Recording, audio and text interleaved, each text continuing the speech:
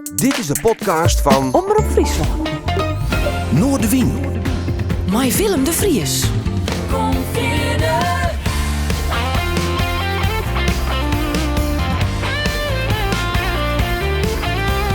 Alles wat te spelen. Omroep Friesland. Ven a mi lado y sin palabras solo abrázame. No estamos solos, con mi mirada te acariciaré. Y esta noche yo te entrego mi alma y mi ser.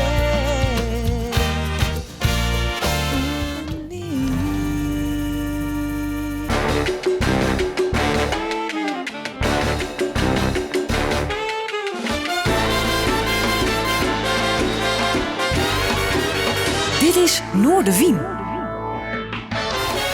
Goeie en welkom bij Noordewien. Joep, we hebben mij één gast aan de tafel vanuit het Omroep Friesland Café.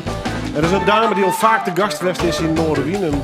Echt een hele brede en lange muziekcarrière in Tuskenaal achter de rug had. Maar nog altijd heel fanatiek is. Dat hebben we alleen nog het noemen dat ze aan het begin van dit programma zelf zong.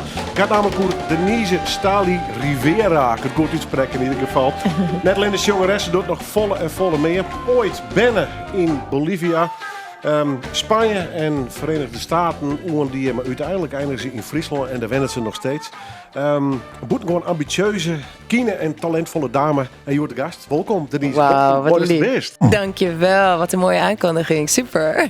Hoe zit het met Frieske eigenlijk? Versteer je dat nou al helemaal 100%? Hoe zit Ja, het? niet te geloven. Ik woon hier al een tijdje en ik kan jou prima verstaan. Alleen ik moest natuurlijk wel Nederlands leren, want toen ik hier kwam wonen sprak ik de taal niet. Dus ik dacht, ik ga focussen op Nederlands en anders ga ik het mixen. Dus ik versta het wel en ik kan een paar dingetjes zeggen, maar jij kan gewoon Fries tegen me praten en ik antwoord terug in mijn beste Nederlands. Helemaal goed, helemaal goed. Hoor, dat is de best. Hoe is het? Ja, goed. Ja, druk. Ja, het was in de coronatijd wat rustig natuurlijk. Maar ja, ik heb een nieuwe single uit. Nieuwe plannen. Binnenkort leuk optreden met Candy Dulver. Dus ja, leuke dingen. Het begint allemaal weer te broeien. En ik hou van, zoals je het weet, kan ik niet stilzitten.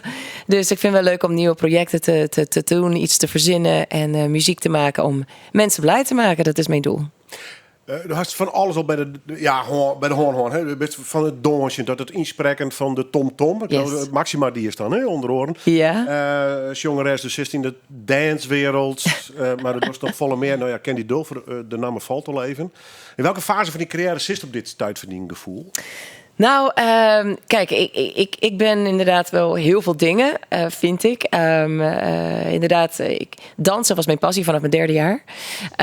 En ik heb altijd gedanst en ik geef nu Zumba op verschillende sportscholen. Dus dat houdt me fit en sterk. Dus dat wil ik gewoon blijven doen. Dat inspreken, dat is mijn passie. Ik gebruik mijn stem. Ik kan gewoon dingen inspreken voor klanten wereldwijd nu. Ik werk op verschillende internationale platforms vanuit mijn studiootje in huis. Hier in Leeuwarden. Dus ik heb klanten in Amerika, in China, in Zuid-Amerika. Ik vind het wel heerlijk om dat het internetwereld open is gegaan. Ik spreek voornamelijk Spaans en Engels in. Dus dat gaat ook allemaal door. Het is echt mijn businessje geworden. En zingen, dat is mijn grootste passie. Dus ik zit, denk ik, in een hele goede moment gewoon van creatief zijn, creatief blijven. Met muziek, met mijn stem, met mijn lichaam. En ik ben er heel dankbaar voor. Ik ben blij dat ik al die dingen kan doen. En de danswereld is natuurlijk inderdaad wel ook iets wat ik niet wil loslaten. Ik bedoel, ik vind het heerlijk om Spaanstalig te zingen en voor een klein theatertje te mogen zingen. Maar dat dans, dat trance, dat spreekt me ook enorm aan. En ik heb heel veel volgers gelukkig die dat ook nog steeds leuk vinden. Dus ja, als ik af en toe op een trance festival mag zingen, dan vind ik dat ook kick. Dus ik ben nu niet te stoppen, Willem. Kom maar op. Ken je als een vrouw die Matek om dit leven en dit soort opdrachten te krijgen, dat dan nou de songcarrière is of het inspreken van teksten, Ja. initiatief nemen mast. Je mast die eigen zaak echt letterlijk. Ja. Had dat altijd al hoorn? Nee, vroeger werkte ik alleen met Nederlandse klanten, zeg maar. Want ja, het internet was niet bekend. En ik was gewoon gebeld af en toe om in te spreken en zo. Maar ik was niet zo ambitieus van, ik moet mijn eigen bedrijf of zo hebben. Ik dacht van, ik dacht van, nou, ik word gebeld. Ik ging naar Amsterdam, ik ging naar Hilversum of waar ik nodig was. En het was prima. Maar toen dacht ik van, ja, hoe leuk zou het zijn? Want ik was altijd afhankelijk van technische. Weet je, je gaat naar een studio en je spreekt iets in. En zij gaan het sturen en mixen en editen. En verder hoefde ik niks te doen. En toen dacht ik van, ja, weet je, ik voelde me een beetje gehandicapt. Ik denk, ja, ik heb een stem en ik spreek het in. Maar hoe leuk zou het zijn om alles te doen? Dan ben ik niet afhankelijk van mensen. Hoef ik ook niet zo ver te rijden. Dus ik dacht, voor de coronatijd dacht ik van, ik ga mijn eigen studio maken. Ik ga het zelf doen. Ik ga leren. Ik ga mezelf technisch maken. En dus dat doe ik nu allemaal wel. Gewoon met eigen programma. En editen, knippen, plakken, muziekje eronder, effectje eronder. En het voelt ook fijn om dat allemaal te mogen doen. Ik denk, ja, leren is ook wel een proces van het leven. En ik wou gewoon meer weten van die wereld. En ik denk, ja, ik wil nog steeds veel meer leren, hoor. Ik kan veel meer waarschijnlijk toevoegen aan mijn bedrijfje. Maar het wordt steeds meer dat ambitie van, ja, ik wil het zelf in de hand houden. Ja. De techniek, dat verschaft je een zekere vrijheid dus. Ja, het geeft vrijheid. En ook wel bijvoorbeeld vrijheid qua tijd. Want ik was vroeger afhankelijk van de tijden van de studio's en zo. Ik moest rijden, in file zitten en stressen om op tijd te komen. Maar nu krijg ik een opdracht en ik kan zelf beslissen wanneer ik werk, hoe lang het gaat duren en op tijd sturen. Dus dat vind ik het is veel relaxter. Want ik doe het zelf. Dus ik vertrouw wat ik kan en hoe snel ik het kan. En dus ik heb mezelf een beetje ontdekt op dat manier. Dat is wel leuk, ja. Net zoals jij doet. Jij doet het ook al. Hoe je knoppen drukst en ja, dan precies. beginnen al je dingen technisch. Ik word erin, maar het is vaak wel een heel leerschool. Ja, zeker. Ja. Maar ik is hier aardig. Maar uitdagend, maar wel leuk om te doen, toch? Ja, absoluut. Ja. Absoluut. Wie hebben er mij eigenlijk die laatste muzikale opname. Ja. Die laatste muzikale avontuur die je hast. Silencio. Stil in mij van Dick Hout. Dat is de oerzet in het Spaans. Ja. Silencio ook. Maar er even bij zitten, want er een hele club mensen had daar om mij werken. Ja. Vincent van het Lent, Johannes Adema, Sietse Huisman, Peter Krako is er heel belangrijk voor West en Tico Pierhagen. Yes. Blazers, alles Delft. Ja, het is geweldig. Ik werk al een tijdje met Peter Krako. Hij is een fantastisch muzikant en producer, arrangeur. En we hadden het idee inderdaad om wat Nederlandstalige liedjes een nieuw hoesje te geven.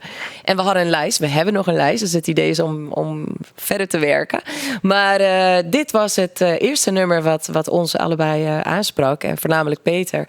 Maar ik was heel benieuwd. Want als je het origineel hoort, het is een pop-rock liedje. Gezongen door Martin Buitenhuis. Een prachtige rockstem heeft hij. En ik dacht, hoe gaan we dit? Hoe gaan we het Spaans laten klinken? Maar hij heeft het fantastisch gedaan. Hij heeft me enorm verrast. Ik was een keertje in zijn studio en hij zegt, dit moet je horen. En het is de songo-style. Het is wel een heel uniek. Sommige mensen zeggen salsa, maar dat is het net niet. Het is echt een songo. Wat is het verschil? Ja,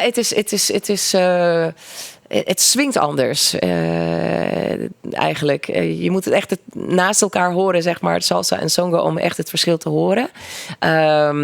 Maar in het algemeen, voor het algemeen publiek, klinkt het een beetje als salsa. Maar goed, net zoals merengue is ook wel wat anders. Maar goed, dat is een andere keer. Maar dus ik was heel blij verrast om dit te horen. En heeft arrangementen allemaal mooi gemaakt. En met al die fantastische muzikanten kwam het gewoon, al die puzzeltjes, stukjes kwamen bij elkaar. En ik mocht het inzingen. Ja, het was echt briljant. Ik vond het echt heel fijn om zoiets uit te brengen. Martin Buitenhuis en eigenlijk van Dick Hout waren ook heel blij verrast. En ik heb ze ontmoet laatst. Ze waren hier in de buurt. En ze waren wel blij dat zoiets is uitgekomen om hun liedje nog meer bekendheid te maken. En ook een beetje in het Spaans. Ik heb een beetje van de tekst niet. Je kan het niet vertalen, maar het is een soort bewerking van. In de geest van. In de geest van, inderdaad. Wel, het blijft romantisch en mooi, maar wel net wat anders. Om het te laten rijmen en zo. Maar ja, het is iets waar ik heel trots op ben. En mensen die het horen, die vinden het ook wel leuk. Dus dat was uiterlijk mijn doel. En om landelijk radio te bereiken. En dat is gelukkig gelukt. Ja, dus had het draait. ja, Ja, dat de was echt... taal. de taalstraat met een mooie ook, afkondiging. En Radio 5 heeft het gedraaid. En, maar de grootste steun kreeg ik altijd van Omroep Friesland van jou. Dus daar ben ik altijd heel erg dankbaar voor.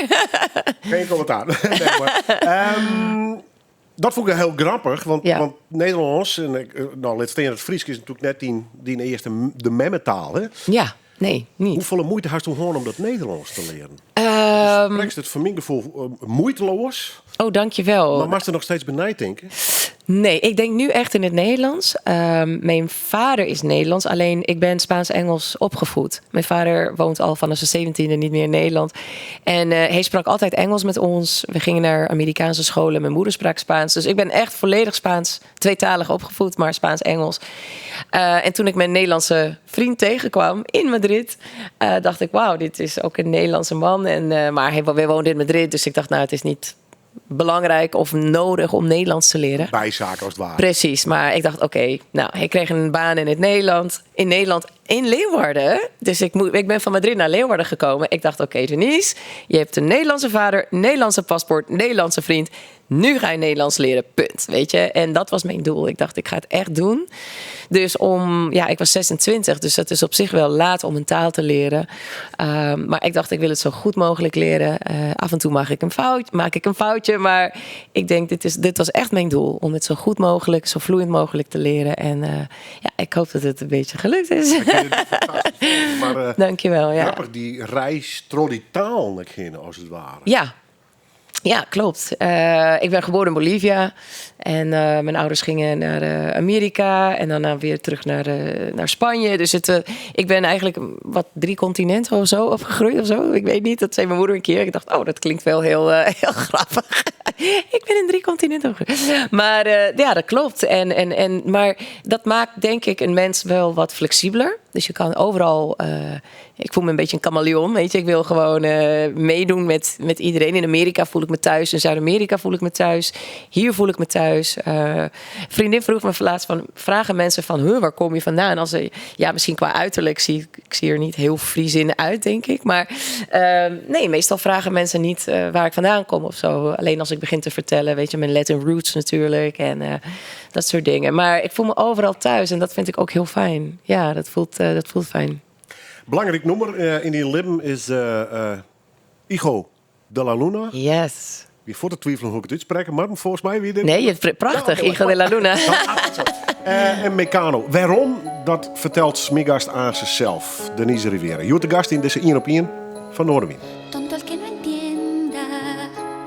Hijo de la Luna, Meccano. Noemen we dat wel eer kennen, maar toch wel een speciaal plakje in het hart van mijn gast had, Denise Rivera. Maar dit nummer heeft echt iets bijzonders ook, hè? Ja, het is een masterpiece. Het is echt briljant geschreven door José María Cano. Dat is een van de broers van Meccano. Ze schreven allebei liedjes voor Ana Torroja, dat is de zangeres. Ze zijn een van de meest bekende groepen uit Spanje. En ze zijn ook door heel Zuid-Amerika bekend. Ik ben opgegroeid met hun muziek. En ik luisterde zo vaak naar dit nummer, maar ook heel veel nummers. En toen ik klaar was met mijn universiteit in Amerika, kwam ik terug naar Spanje. En ik kreeg de kans om met hem te werken, met Nacho Cano. Want ze waren net uit elkaar, de zangeres was weg. En hij wou een nieuwe cd maken. Perfect timing dus. Perfect timing. En ik ging naar een auditie en ik werd een van de zangeressen. Dus het was voor mij echt een droom. Ik bedoel, als je opgroeit met zo'n band en die zijn uber bekend en ineens mag je gewoon met een van hun werken en ook een liedje zelf zingen. Nou, het was gewoon te mooi voor woorden. Dus dat was een van de mooiste ervaringen. Dus ik heb altijd een band met hun, met dit liedje. En dit was een van de meest bekende liedjes hier in Nederland. En toen ik hier kwam wonen, hoorde ik het af en toe op de radio. Dus ik dacht, ik ben nog steeds een beetje... Ze zijn me niet vergeten, weet je. Ik had dat gevoel van een beetje connected nog naar mijn roots. Maar ik heb mijn roots nu diep ingegraven hier in Friesland. Dus. En hoe sprutsen, als het just naar die roots, het verhaal van die heid en die mem. Ja. Dat is haast een film van meidje, hè? Klopt. Ja. What happened? Ja, mijn vader, heel jong uit Amsterdam, vliegt naar New York. Mijn moeder met een boot uit Bolivia. En ze komen elkaar tegen Mijn vader spreekt alleen maar Engels. Mijn moeder Engels en Spaans. En ja, dat is hun taal geworden, dus Engels. Want wie heet een Amsterdammer? Mijn vader is een Amsterdammer. Ja. Een wees, Dus zeker? hij had wel zijn vader, maar zijn moeder is heel jong overleden. Echt na de Wereldoorlog. Dus hij is opgegroeid in een weeshuis in Amsterdam. Dus hij heeft een hele moeilijke start gehad. Maar hij dacht, ik ga wel mijn droom waarmaken in Amerika. Dus hij ging wel weg. Hij was 17 jaar. Kwam hij mijn moeder tegen en hij begon daar te werken. En toen vlogen ze naar Mexico, van Mexico naar Bolivia. Daar ben ik geboren, van Bolivia naar Spanje. Dus ja, als ik terugkijk, denk ik, we waren gewoon van die zigeunerfamilie, weet je. Maar wel zo fijn om al die culturen en talen en mensen te leren kennen. Want dat maakt je echt eigenlijk wie je bent. En als ik terugkijk aan mijn jeugd, ik heb niet echt één plek. Sommige vrienden zeggen van, ik ben opgegroeid daar en dat is mijn schooltje en zo. Ja, dat had ik niet. Ik heb geen vaste plekje gehad. Want dit Als was dat wel eens mist, dat is... Wij kent gewoon, ik neem mezelf altijd maar zo'n diepvries. Dat de echte knibbels in dit Friese land. Ja. Was dat via de vervies, maar ik stond er echt in de drek, wissel. Ja. Als dat wel eens mist, die boon? Jawel. Soms denk ik van, dat heb ik gemist. Echt dat hele diepe band inderdaad met een bepaalde land of plek. Maar aan de andere kant denk ik, het heeft me wel heel breed zeg maar, gemaakt als persoon, ook muzikaal. Heb ik ook heel veel meegemaakt qua muziek. Dus ik ben eigenlijk dankbaar dat ik toch wel al die verschillende culturen en landen en talen heb mogen meemaken. Want dat heb ik ook nu doorgegeven aan mijn kinderen. Dat zijn Leeuwarders, zeker? Ja, het zijn Leeuwarders. Ja, ik heb 2 hele knappe, mooie jongens. Maar ja, eentje nu zit in Madrid Spaans te perfectioneren. De andere die gaat straks kitesurfen in Australië en zo. Dus ze hebben dat ook wel van wegvliegen en gewoon de wereld in. En dat vrijheid, dat is wel heel fijn, denk ik, om te hebben. En om door te geven aan je kinderen. Dat ze ook wel alles ontdekken. En dat ze zelf kiezen waar ze uiteindelijk willen belanden. Dus, Mexico, Bolivia, Spanje, Madrid. Ja. Welke van die periodes ben eigenlijk het belangrijkste van die jeugd geweest eigenlijk? In Bolivia heb ik het meest meegemaakt, denk ik, als kind. Want, Hoe wen je hem daar? Weer een soort compound of zo? Of? Nee, het was...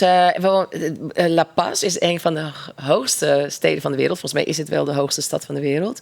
Bijna 4000 meter. Daar ben ik geboren. En we woonden gewoon net buiten de stad. Echt in de bergen.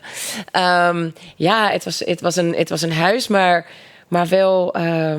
dichtbij, zeg maar, de platteland en de koeien en de schapen en zo. Dus ik dacht van, wauw, wat een rijkdom eigenlijk. Want het was echt, zeg maar. En ik kon gewoon bijna wandelen naar school. Het was gewoon een hele pure... Soms zie ik wel zo'n films, weet je, dus sliekerfilms. Echt van die kinderen, soms bijna met blote voeten, zeg maar. Ja, zo voelde het wel. Het was echt gewoon heel echt, heel puur. En toen ik naar Spanje ging, was het echt een beetje een shock. Want mensen praten daar veel sneller en veel... Het klinkt wel klinkt wel bozer, maar dat is niet. En druk en grote stad en zo. Dus het was even wennen. Maar ja, al die ervaringen zijn wel belangrijk, denk ik, geweest voor alles. En toen ik hier terugkwam naar Leeuwarden, was ook wel echt van... Wow, ten eerste de taal, het weer. Oh, ik weet nog, ik kwam in januari 98. Ariasses. Net na het Elfstedentocht. Ariasses, Oh, mijn hemel. Ja. Ik dacht, ik kon bijna niet geloven hoe koud het kon. Ik wist niet dat het zo koud kon zijn. En op zijn Fries is het grijs en grauw natuurlijk. Grijs en grauw, ja. Ik dacht, oh nee. Dus ik heb heel veel vitamine D geslikt en zo. Maar alles is even wennen, maar alles heeft ook zijn charme. Wie de stap van Madrid naar Ljouwert, ik die eerste individuele keuze? Want naar Madrid, wie dat mij die ouders? Of wie is toen? Ik woonde nog bij mijn ouders. Nee. Ik werkte al in Madrid toen ik mijn vriend tegenkwam. Wij woonden samen. Maar hij werkte voor een Nederlands bedrijf, voor Egon. En Egon heeft 2 hoofdkantoren, eentje in Den Haag en eentje in Leeuwarden. En ze hadden hem echt nodig in Leeuwarden. Nou, ik had nooit over Leeuwarden gehoord. Ik dacht, Ljouwert, nou, we gaan gewoon en we zien het wel. En Later werd het een culturele hoofdstad. Maar culturele hoofdstad, inderdaad. Maar inderdaad, ik dacht van, we zijn jong en ik hou van avontuur en ik hou van uitdagingen. En ik kan eindelijk mijn taal leren. Of tenminste wat op mijn paspoort staat, waar ik vandaag op Nederlandse paspoort denk, ik ga het gewoon doen. En geen spijt van. Het was koud en ik moest op 0 beginnen. Ik had net een groot tournee gedaan met Nacho Cano. Ik was achtergrondzangeres van Enrique Iglesias en allemaal bekende mensen. En ik kwam hier en ik zei, ja, ik heb met Enrique Iglesias gezongen. En iedereen zei, ja, wie is dat? Geen idee wie Enrique Iglesias is. Ja, de zoon van, hè? Ja, de zoon van. Ik zeg, kennen jullie Julio Iglesias? Nou, dat is de zoon van. En misschien wordt hij ooit heel beroemd. Nou, dat is dus het geval geworden. Maar ja, ik moest echt op 0 beginnen. En ik vond de uitdaging gewoon heel fijn. Ik weet nog dat ik naar Radio Mercurius ging. Weet je dat nog? Ik zei, ja, ik ben zangeres en ik kan wel jingles inzingen. En misschien kan je mij gebruiken, weet je, voor reclames of weet ik veel wat. En... Maar dus daar ben ik begonnen. Dat is mijn eerste baantje als vrijwilliger bij Omroep Friesland, bij Radio Mercurius.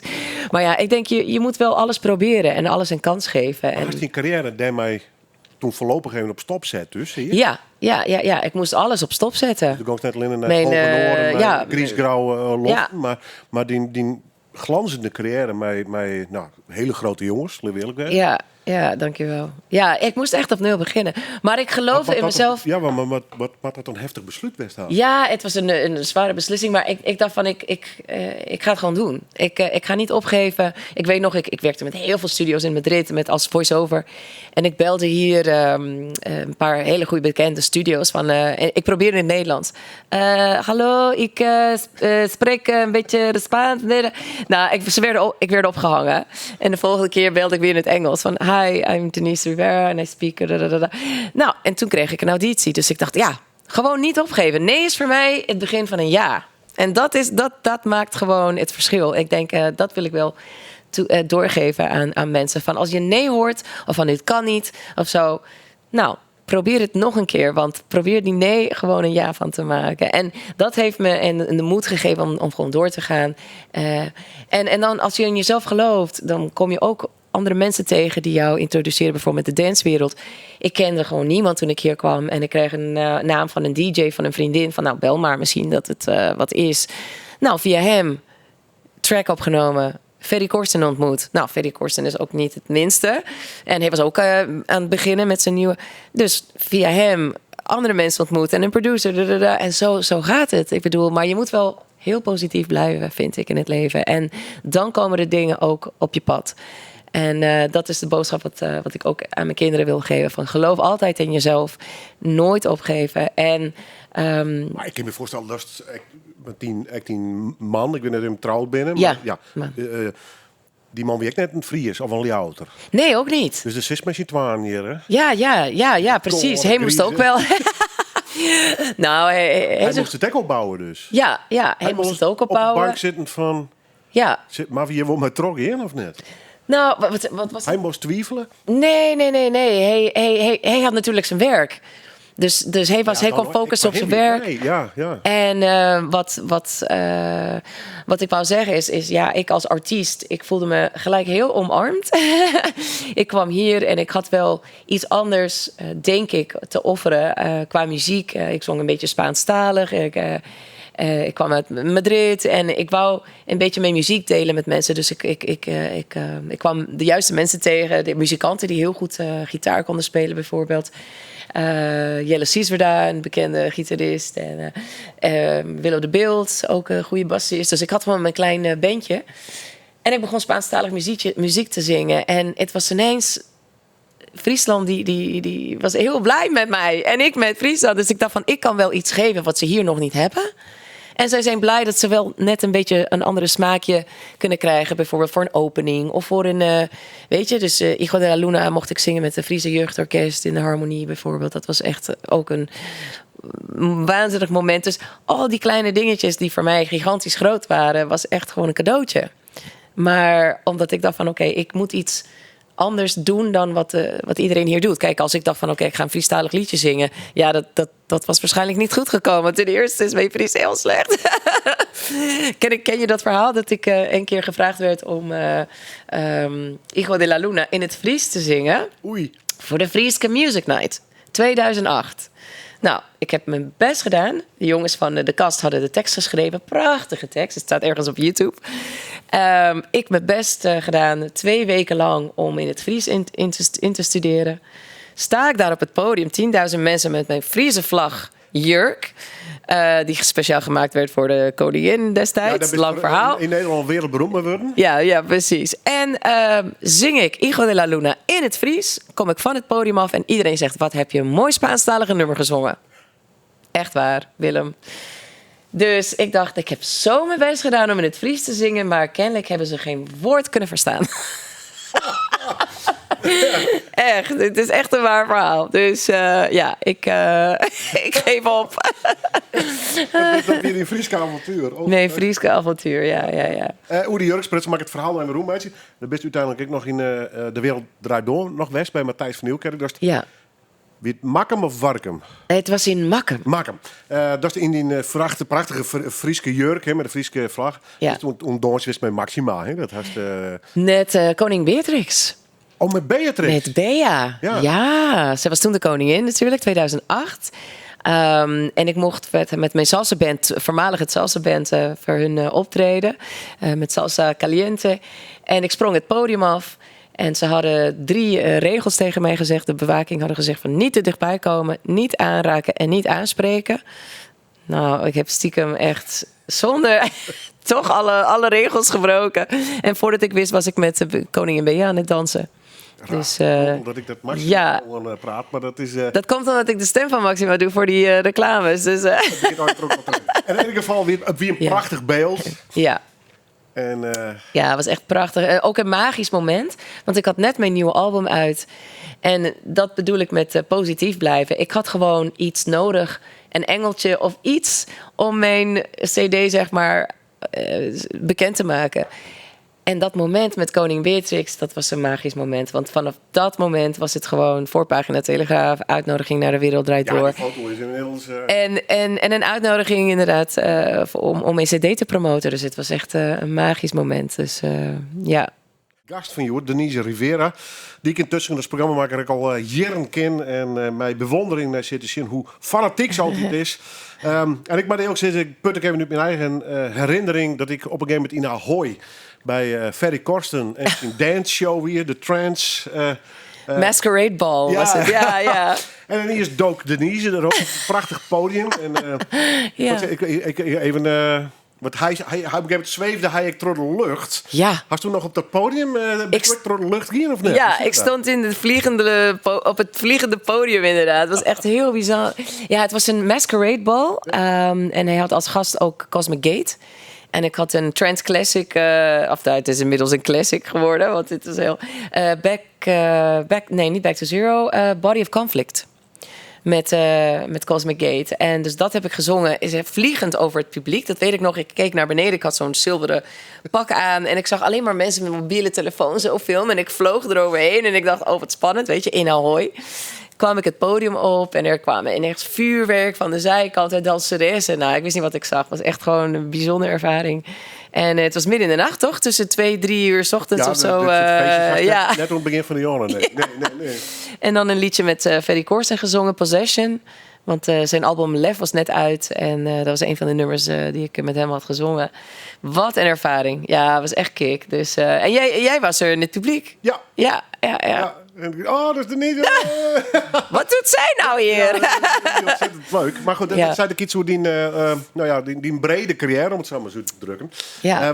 Want Ferry Corsten is net de enige DJ-producer West met Workenhuis. Dat is nogal wat. Ja. Ik ben hier vaak zien komen in remixen en dat soort dingen. Ja, hij doet heel veel. Hij heeft zijn eigen radioprogramma. Dat is bij mijn oren werken nog. Pardon? Bij oren DJ's wel werken. Ja. Het is vanaf Ferry Corsten is het gewoon een beetje gaan rollen naar de DJ's. Bijvoorbeeld Ali en Fila, die zijn gigantisch. Die wonen in Egypte. In de coronatijd heb ik een waanzinnig nummer voor hem geschreven. Was echt een uitdaging. Ineens out of the blue, soms gebeurt dat soort dingen, kreeg ik een berichtje van hun op Facebook. We zijn bezig met een nieuwe track en het is coronatijd. We willen mensen hoop geven en het moet heten Hymn of Hope. Maar je mag geen tekst gebruiken. We willen alleen maar geluiden. Dus de kunst is aan jou. Jij krijgt de track. Verzin maar wat en klaar. Nou, ik vond het echt natuurlijk een uitdaging. Maar ik dacht, dit ga ik gewoon doen. Dus ik stond onder de douche en ik begon te zingen. En er kwam gewoon iets uit. En ik dacht van, misschien is dit wel een idee. Snel opgenomen. En ze vonden het leuk. Dus we hebben het opgenomen. Hymn of Hope. En het heeft inmiddels meer dan 500.000 streams op Spotify. Dus het was wel een goede riedeltje onder de douche. Vaak, dat is een telefoontje of een mailtje krijgt, of van Ferry Korsten is of een oor, DJ, duo, waar dan ook. Maar Ja. is dat een gangbare manier van werken en hoe die contacten onderhoort met dat soort? Ja, nou, social media sowieso heel veel. Of via LinkedIn of via Facebook of Insta kreeg ik inderdaad vaak berichtjes van DJ's, nieuwe producers. Dus ik vind het wel heel spannend, want je weet maar nooit wat op mijn pad komt. En ik heb een hele goede producer in Raz Nitsan. Ik werk bijna alle liedjes samen met hem. We schrijven alles heel vaak samen. Wij zijn heel kieskeurig, dus hij kiest echt een liedje wat bij mijn stem past. En het moet ook een goede producer zijn. En zo doen we om de paar maanden hebben we een nieuwe release. Dus het is al 15 jaar zo. Dus er zijn zoveel titels. Ik zou niet eens allemaal uit mijn hoofd weten. Maar ja, dat is ook wel gaaf om te mogen doen. Dus dan al die zaken zelf. Ik bedoel, dus is in de muziekwereld. Het gaat vaak om contracten, rechten en dat soort clips. Nou, ik is het zo gek net op denken. Hoe werkt dat? Ben je een eigen manager? Ik ben mijn eigen manager. Ja, Hoe weet de Westen toe haast? Ja, het is soms pittig. Soms geld en belangen. Ja, soms vraag ik ook iemand om mee te helpen. Maar meestal probeer ik alles inderdaad wel zelf te regelen. Contracten goed te doorlezen. Mijn man weet ook heel veel over contracten. Dus samen. Nou ja, dat komt in een juridische wereld te lopen. Ja, nee, dat klopt. Het is een andere wereld. En, maar ja, weet je, het is al heel lang in het vak. Dus je weet ongeveer wat wel goed is en niet goed is. En alles gewoon goed bijhouden. Weet je, de Buma Stemra, de Sena, rechten. Dus alles doorgeven wat je gedaan hebt. En wat je niet, waar je alle projecten waar ik aan gewerkt heb. Dus dat is heel belangrijk om bij te houden. Want anders word je niet betaald. Toch? Dus dat is ook wel... dat is, ik zou zeggen, niet een fulltime baan. Maar ik ben inderdaad wel alleen maar bezig met dat soort dingen. En en de lessen en inspreken en repeteren en creëren. En ik vind het wel superleuk om zo bezig te zijn. Maar het is gewoon prodden. Ja. Ik voel me af en toe een octopus van al die...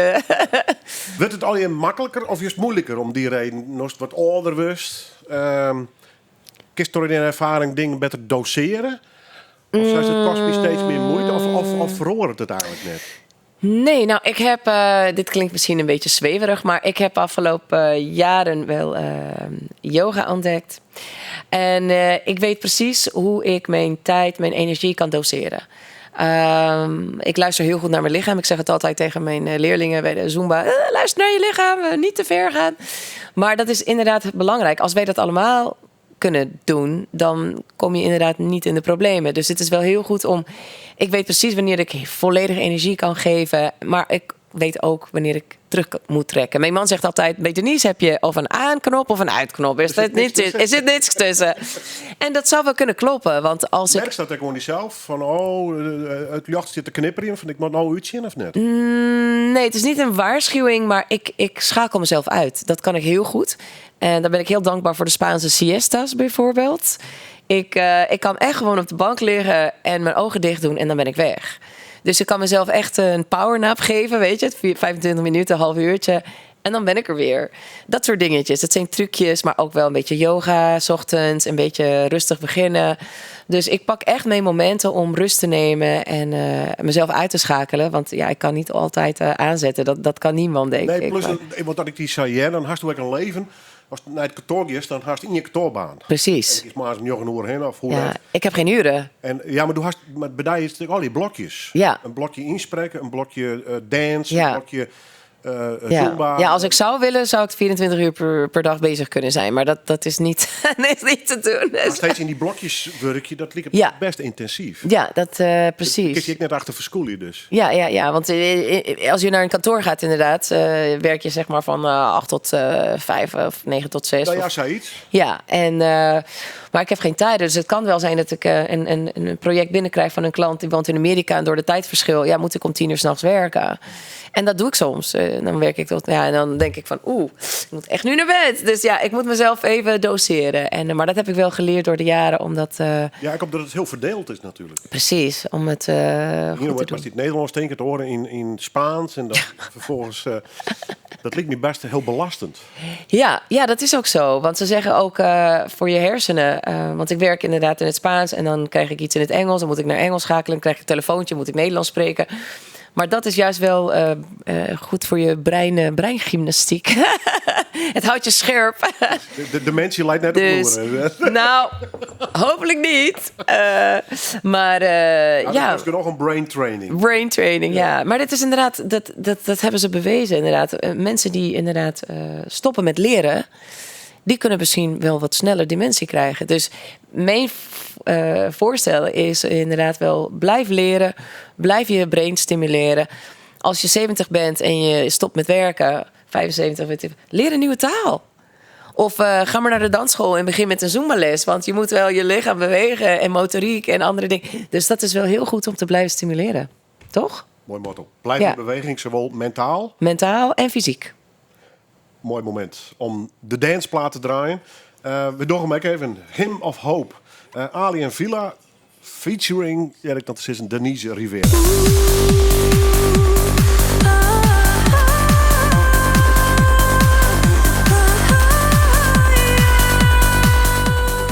Ja, je mag ervan horen. Ik toevallig wel. Ik hoor enorm van dit soort transmuziek.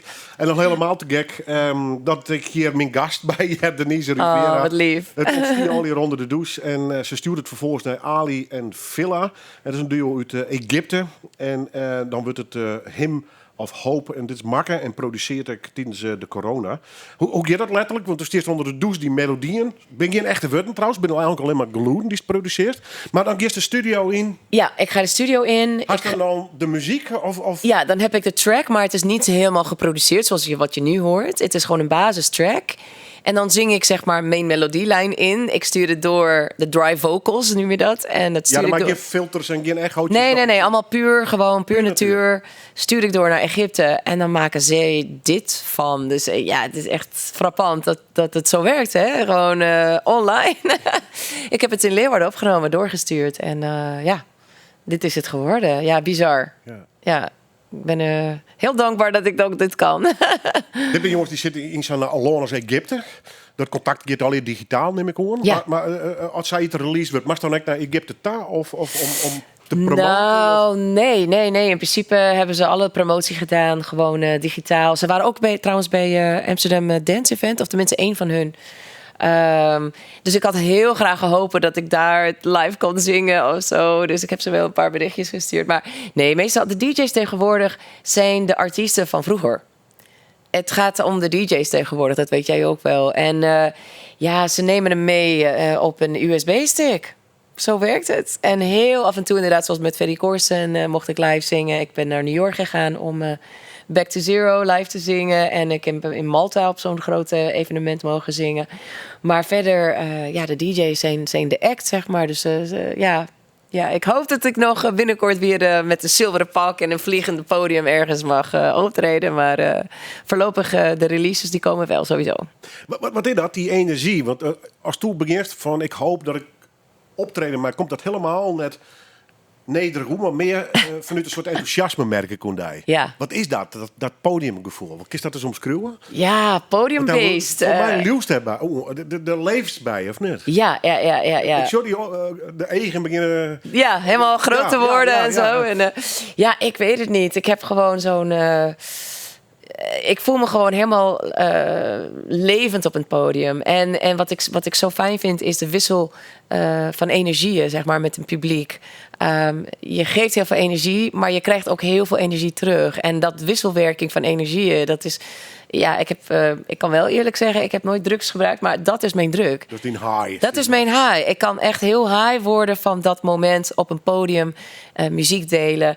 En dat je mensen echt blij ziet zingen of springen of huilen. Weet je, als je heel zwoel klein liedje zingt en je ziet mensen gewoon die geraakt worden. Dat is een magisch moment. En dat vind ik zo fijn. Daar kan ik inderdaad wel naartoe leven. Ja. Vrouw van de wereld, Bolivia, Mexico, Amerika, Madrid. En dan ineens Ljouwert. Ja, ik ben geadopteerde Friesin. Ik ben net op compliment nu, maar wat hoort hier? Ja, ik denk Het als is nog je... steeds grijs en grauw. Het is nog steeds een liedje ster hier. Ik bedoel... Ja, Wat is alles Willem. Ik bedoel, dit is een prachtig mooi plekje. Als de zon schijnt, dan is Friesland de mooiste plek op aarde. Echt waar. Maar ja, ik heb mijn roots heel diep geplant. En dan is het moeilijk om gewoon, weet je, ergens anders te gaan. Het is dus wel heel wat hecht om de provincie of om de stad vooral. Ja, gewoon alles. De provincie, de mensen, de rust. Maar best ooit een discriminatie, Ron? Wat zei je? Hast je ooit les van discriminatie hier? Bijvoorbeeld dat ze zijn, nou, du hast andere roots. Er hoort niet bij, mevrouw? Nee, helemaal niet. Nee, juist niet. Ik denk, ik heb mezelf echt heel omarmd gevoeld. Mensen waren echt heel... ik word zelfs aangekondigd soms wel als de Friese zangeres. Dan denk ik, wauw, ik word zelf... Nou, ik ga je iets vertellen. Ik weet niet, ik had het eigenlijk mee moeten nemen. Ik sta gewoon in de Friese encyclopedie. Echt onder Rivella...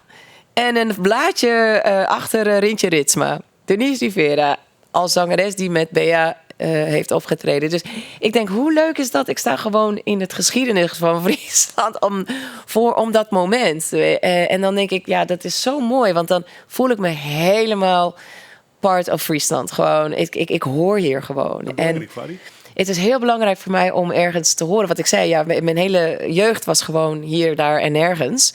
En dit is de plek waar ik het langst heb gewoond, is Friesland. Dus ja, ik ben heel trots op Friesland. En zeker, oh jeetje, toen we culturele hoofdstad werden. Potverdorie, dat heeft de hele wereld gehoord, hoor. Ik vond het zo fijn en ik was zo trots. En nog steeds. En als mensen, weet je, ik werkte vroeger in Amsterdam. Van, kom je helemaal uit Friesland om iets in te spreken? Weet je, ze hebben gewoon een heel ander beeld van Friesland.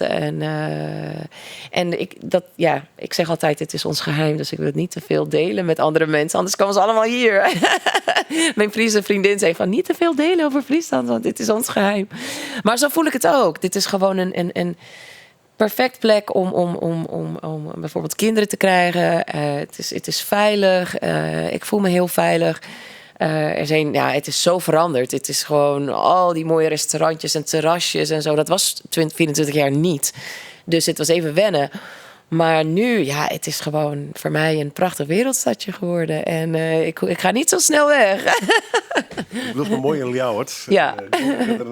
Al je digitale manieren. Precies. Ik heb alleen een microfoon nodig en een computer. Dus, En ze dan geeft ik letterlijk de grenshoer. Dus Ja. de wereld ligt aan uw voeten. Maar mooi in Ljouwert, ben ik helemaal voor. We draaien nog in plaats als laatste. Nou ja, dan past het een beetje bij die verhaal. Dat is een naaierij. ja. Maar dan, Together My Sheep. Ja. Dat is hartstikke de ongekroonde koning. Absoluut. De koning van Friesland. Maar dan op zijn Spaans. Klopt. Ik kwam hier in 1998. We gingen naar een huwelijk. En ze draaiden Naaidij. Ik moest huilen. Ik kon het niet eens verstaan, maar ik vond het zo mooi. Ik moet bijna nu emotioneel. Ik dacht, wat een prachtig mooi nummer. Het heeft me echt geraakt, terwijl ik geen woord kon verstaan.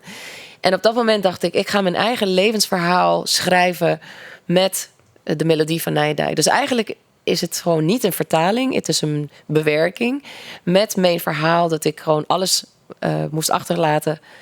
Op nul beginnen, familie, vrienden achterlaten. Op nul beginnen, maar mijn droom volgen. En focussen op een vallende ster, Estrella Fugaz. En dat is de tekst van de Spaanse versie van Naidai. Hoor ze weer. Dank u wel. Jullie bedankt. Jij bedankt.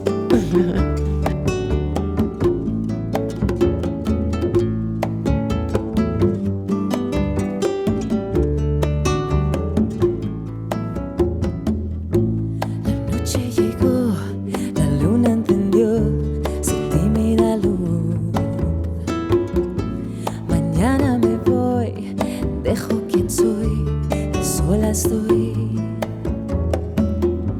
Me voy a un lugar, a crear un hogar, muy lejos de aquí. Dejo amigos atrás, familia y demás, ¿qué reto habrá?